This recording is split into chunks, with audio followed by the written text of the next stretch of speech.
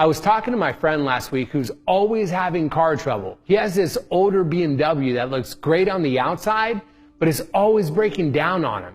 It's to the point where he's about to lose his job because of all of his no-shows from his car not working. As he was describing his problems, I just had to ask him, why not just trade your older BMW for a cheaper, more reliable car instead? He told me that he couldn't possibly be seen in some cheaper car in front of all of his friends and the girl that he was dating. He just wouldn't listen, so I pressed again. You're at the point where you're about to lose your job because your car is spending more time on a tow truck rather than on the road, and you care more about what your girlfriend and your friends think of you? No matter what I said, giving up that BMW was just not an option. And I actually found out yesterday that he ended up getting fired from his job. We all know somebody that lives way outside of their means just to impress others. They're dressing in designer clothes or wearing the newest sneakers or the newest watch or carrying the nicest bag.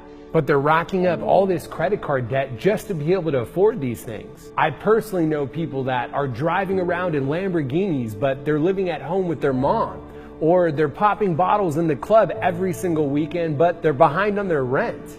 All this just to try to impress other people. But the funny thing is, that $5,000 watch tells the same time as that $50 watch.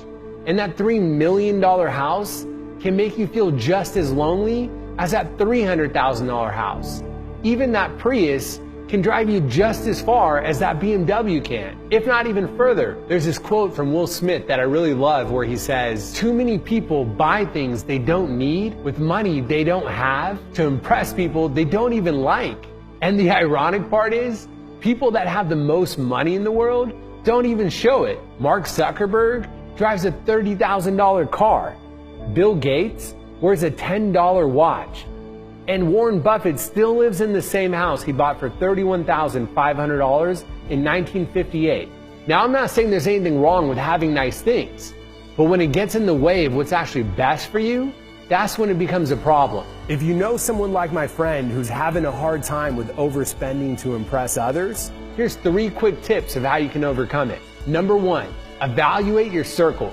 If you were to tell your friends that you're not going to go out as much or you're not going to spend as much because you're trying to save money, would they be more likely to support you or would they give you a hard time? Surround yourself with people that help you develop good money habits. 2, recognize maintaining appearances has no limit.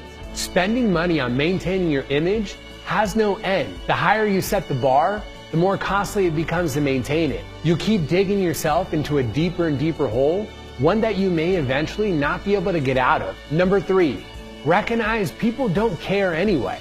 Often the people that we're trying to impress by spending all this money, they're just waiting for us to slip up so they can point their finger and say, "See, I told you." This reminds me of this quote that I saw that says, "The greatest prison that people can live in is the fear of what others think of them." If you know someone like my friend who drives that beaten up BMW and will do anything to maintain appearances, please share this so they can also get the message.